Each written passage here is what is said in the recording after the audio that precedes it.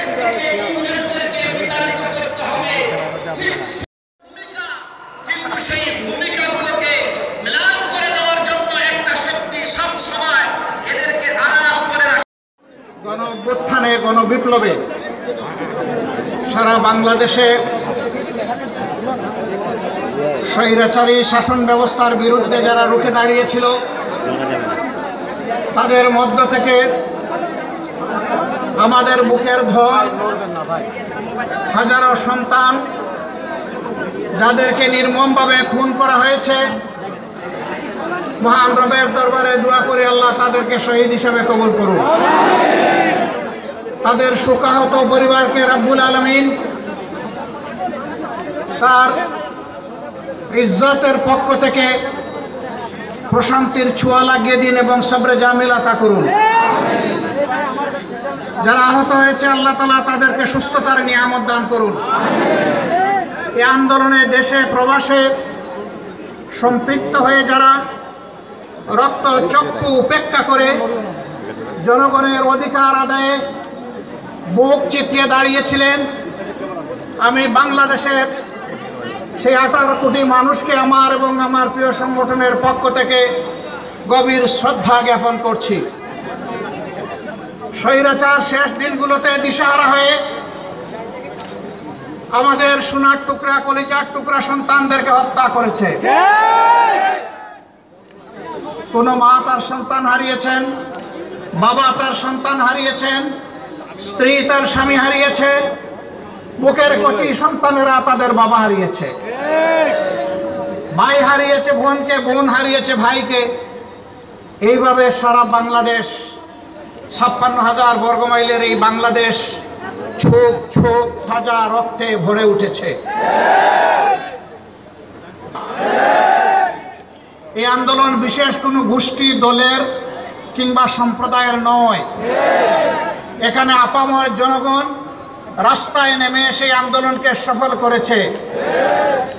এখানে কোনো নির্দিষ্ট ধর্মের লোকেরাও শুধু লড়াই করে নাই, জাতি দল ধর্ম নির্বিশেষে আপামর জনতার এই আন্দোলনকে কেউ যদি নিজেদের স্বার্থে ব্যবহার করতে চান তাহলে আবারও বাংলাদেশের 18 কোটি মানুষ তার রুখে দেবে। আমরা সেই 18 কোটি মানুষের সাথে থাকবো, পাশে থাকবো, অগ্রভাগে থাকবো, আমরা কথা দিচ্ছি। ক্ষমতার মালাই খাওয়া জামাত ইসলামের উদ্দেশ্য নয়, সমাজের একটা গুণগত পরিবর্তন আনা আমাদের উদ্দেশ্য। এমন একটি দেশ, এমন একটি জগৎ আমরা আমাদের এখানে চাই, যেই দেশে জাতি দল ধর্ম নির্বিশেষে সমস্ত মানুষ শান্তিতে বসবাস করবে। এদেশের নাগরিক হিসাবে দেশে এবং প্রবাসে যেখানেই যাক গর্বের সাথে বলবে আমি একজন বাংলাদেশী। এইখানে বিশেষ বিশেষ সময়ে কোনো ধর্মীয় সম্প্রদায়ের উপাসনালয় বাড়িঘর পাহারা দেওয়ার প্রয়োজন হবে না, কারণ এখানে জন্মগতভাবে যারাই জন্ম নেবে সকলেই বাংলাদেশের গর্বিত নাগরিক। আমার যদি বাড়িতে পাহারা না লাগে, আমার মসজিদে যদি পাহারার প্রয়োজন না হয়, তাহলে হিন্দু বন্ধুদের মন্দিরে পাহারার প্রয়োজন হবে কেন? আমরা এই ধরনের কোনো বৈষম্য চাই না। আমরা চাই আমাদের সন্তানেরা যে বৈষম্য বিরোধী আন্দোলন করে গিয়েছে, এর মাধ্যমে সকল প্রকার বৈষম্যের কবর রচনা হোক। বাংলাদেশ একটা বৈষম্যবিহীন দেশে পরিণত হোক। দুনিয়ার জাতিগুলো আমাদেরকে নিয়ে যেন গর্ব করতে পারে, এই রকম মাথা উঁচু করে দাঁড়ানোর জন্য একটা জাতি আমরা গঠন করতে চাই। সংগ্রামী বন্ধুগণ, এখানে যারা শহীদ হয়েছেন তাদের পরিবারের কাছে এসেছি ঋণ পরিশোধ করার জন্য। আমি তাদের কাছে কৃতজ্ঞ, একান্ত কৃতজ্ঞ।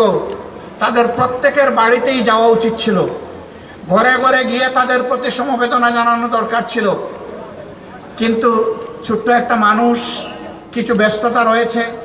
ঢাকায় আজকেও বেশ গুরুত্বপূর্ণ একটা কাজ, সে কাজে সেই ডাকে আমাকে সাড়া দিতে হবে। এই জন্য আমি সবার বাসায় যেতে পারলাম না বলে আমি আন্তরিকভাবে দুঃখ প্রকাশ করছি।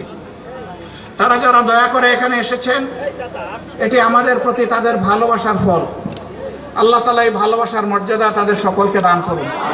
আমরা আনন্দিত, যেখানে আগে বিশ্ববিদ্যালয়গুলোতে কাড়াকাড়ি মারামারি হতো, মানুষ সেই দিকে চলাফেরা করতে গেলে আতঙ্কের মধ্যে থাকতো, এখন সেই বিশ্ববিদ্যালয়ের ছাত্রছাত্রীরা তারা এই বর্ষা এই বন্যার সময় নিজেরা প্রথমে যা পারে দিয়েছে, তারপরে রুমাল বিছিয়ে বলেছে আসুন আমরা সবাই মিলে বিপন্ন বন্যার্ত মানুষের কাছে যাই।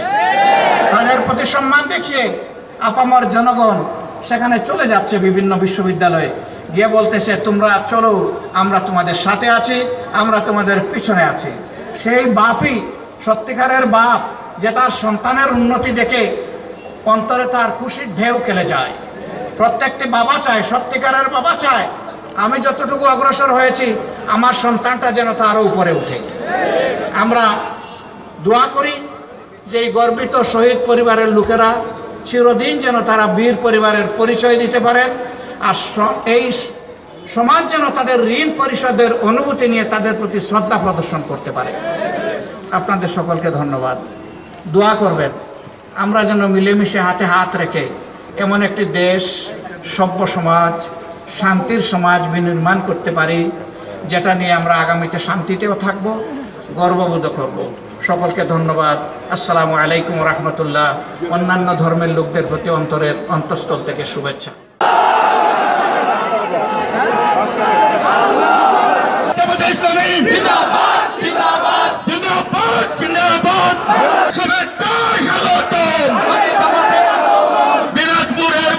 والصلاة والسلام على رسوله الكريم وعلى آله وصحبه